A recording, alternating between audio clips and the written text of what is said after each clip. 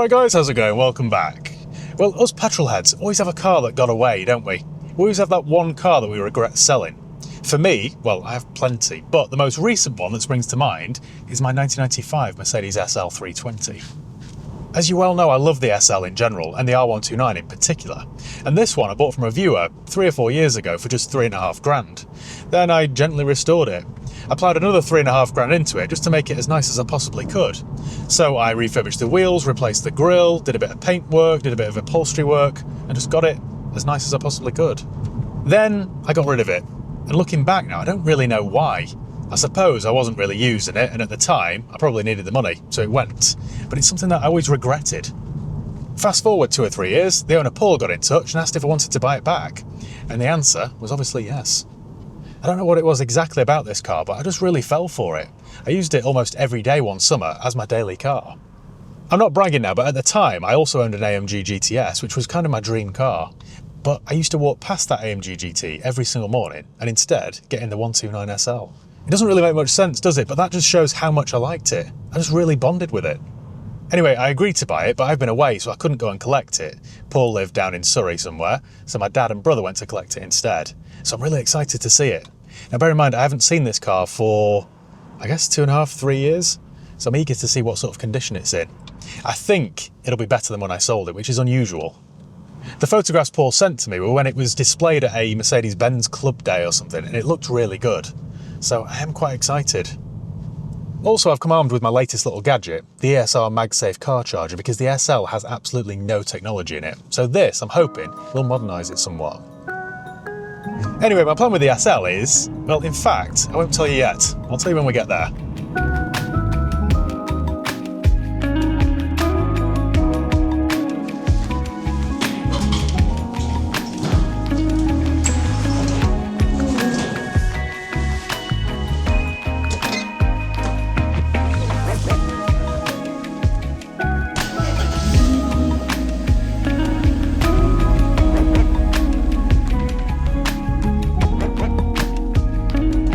Well, here it is then. I was going to say my new to me, but it's not new to me at all, really. I've been reunited with my 1995 SL 320, and I'm really pleased. It's in really good condition. Now, Paul has spent a fortune on this car. In fact, let me show you. I brought the paperwork with me. Look at this. Look at this. This is exactly what you want to see when you're buying a used car. So I spent a fortune on it anyway.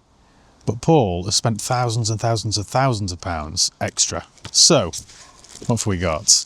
He's had a spare key cut, because there was only one.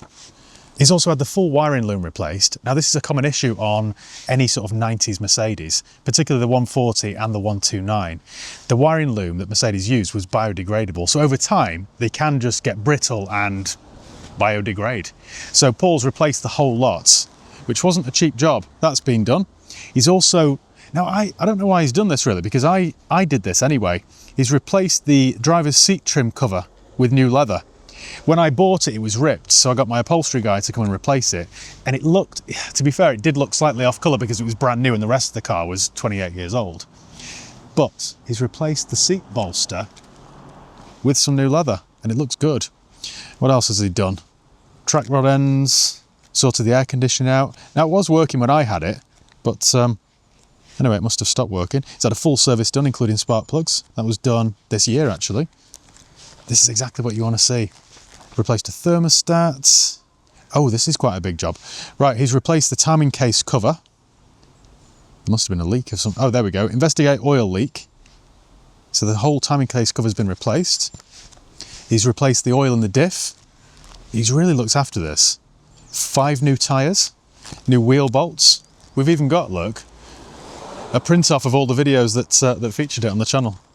That's what I spent on it actually. I've got a handwritten note here. So the SL was £3,500, refurbished the wheels, changed the plates, sorted the upholstery out. Then there was a bill at SPR of £1,708. I bought a new steering wheel for it because the old one was a bit worn. So I bought a nice wooden steering wheel. That was £500. Replaced the grille because it had some quite chintzy, non-original grille. So I replaced that. I fixed the armrest, sorted the indicators out, put some boot struts on it. So I did spend quite a lot on it. There's my bill from Prestige Wheels, and there's the bill from SPR. So it's got everything here. plus the history from when I bought it as well. It's a really well sorted car, this, so it's definitely worth keeping. I don't lose that, I better put it in the car somewhere. He's also had a load of paintwork done. Now, back when I had it, the paintwork was really good. I could tell that it had some paint, some previous repairs at some point, but it looked quite presentable. But I believe he's had the bonnet painted, the front wings painted, the front bumper, the back bumper, and I think the boot lid as well. Now, it needs a good clean because it's been driven up from Surrey and then parked in this garage, which I think might leak. But he's had everything painted. We've got the stand there for the hardtop, and we've got a cover for it. And look at this. We've got a maintenance manual. We've got a printed off owner's manual. He's even, now I was considering doing this, but I just couldn't bring myself to spend £400 on a new radio, or £500 even. He's bought this new Blaupunkt stereo for it. So what it is, it's quite clever. It looks period correct. So it looks like the original radio that would have came with the car, but it's got Bluetooth and USB, so it just brings it right up to date. Now this will tie in perfectly with my ESR MagSafe car charger. I'd usually now thoroughly inspect the car and check the condition, but as you can see from that folder, there we go. For a change, someone else has massively overspent. We're in new territory, aren't we? Anyway, it's freezing cold, so I think it's about time we get in it. In fact, let me go and grab my MagSafe car charger. What's really clever about this is it doesn't damage your vents. Now, I've bought so many of these over the years from motorway services, and they always seem to snap your vents. I've bought loads of cars over the years with broken vents, and it really irritates me. But this has got this clever little dial here, which you loosen up, and then it fits over your vents. That whole thing there clamps around it. How good is that? Right, let's stick it in the Merc then.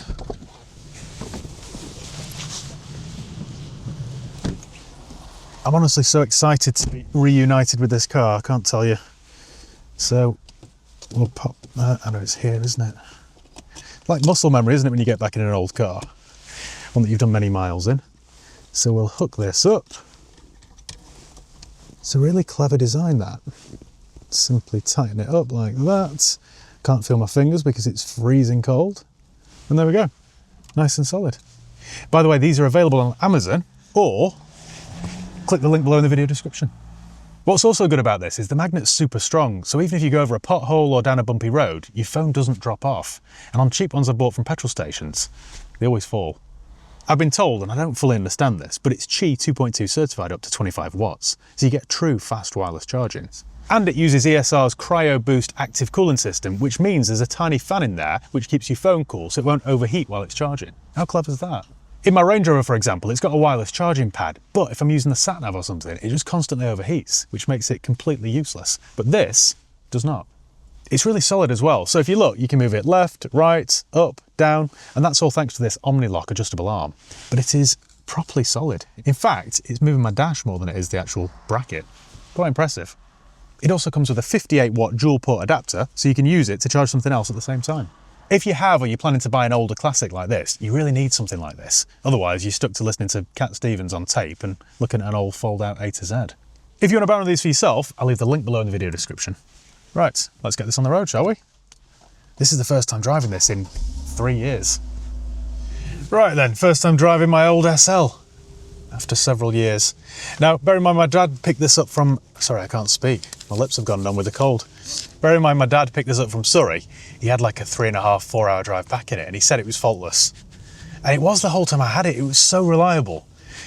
That was one of those reasons I regretted selling it, because doing my job, you realise that a lot of cars just aren't reliable. So to have one that actually is quite rare, and also means it isn't something that you want to toss away. Straight away I can report it feels as nice as the day I let go of it. Such a nice car, this. It's so effortless. Now the 320 uses a straight 6 rather than a V6. I think the final facelift of the R129, I think they replaced the straight 6 with a V6.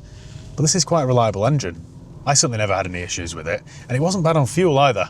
It wasn't the quickest, but this kind of car doesn't need to be. It's all about just effortless cruising. And this is from a period where Mercedes were really over-engineered. It's a bit like my 140. Mercedes of the 90s were really solid. And this, of course, is no exception. So when I bought it, I did a full engine service, gearbox service, the whole lot, just to make sure it was as mint as possible. It's going to make a massive difference, you know, having this new stereo with this new ESR MagSafe as well. Quick glance, it almost looks like I've got Apple CarPlay. This is without doubt as well my favourite era of cars. Mid to late 90s to early 2000s. That, I believe, is when cars were at their best. After that, they just got way too complicated, they got choked up by emissions regulations, and they got really annoying thanks to loads of bings and bongs from safety tech. So really, this was the high watermark. You'll have probably noticed that I drove here today in a 2006 Jaguar XK, and that's a car that I love, and I paid just £5,500 for that car. So it just goes to show you don't really need deep pockets to have interesting cars. Thank you. Now my plan with this, if you hadn't worked it out already, is to just keep it forever. I'm not making the same mistake twice. I'm just going to keep hold of this, because why would I want to get rid of it? I've now got a garage where I can safely park it, so there's absolutely no need to get rid of it. Can you do me a favour actually? If I ever talk about or hint about getting rid of this in a future video, please attack me in the comments section. Give me a virtual slap round the face, because I'm keeping this car. I just love older cars like this. My 140, when that's all sorted, I shall keep. I'm going to keep this, and maybe the XK in front. I've really fallen for that car. But anyway, I shall keep this forever. It's also only done 113,000 miles, which again for a 30-year-old car is nothing. With that level of service history as well, this will just last forever. If I continue to maintain it and continue to look after it, then it'll just last. They're not too complicated either. There's no silly engine lights going to ping on or tyre pressure monitoring systems. They're just nice and simple. And when I work with cars all day, this is really nice and refreshing. It does go actually when you need it to. This is exactly how I remember it as well. It is just completely effortless. It's so smooth and soft. The seats are nice and comfortable. I love it. So thank you, Paul, for getting back in touch and offering me the car, because you've really made my day. This was always one of those cars that I really regret selling.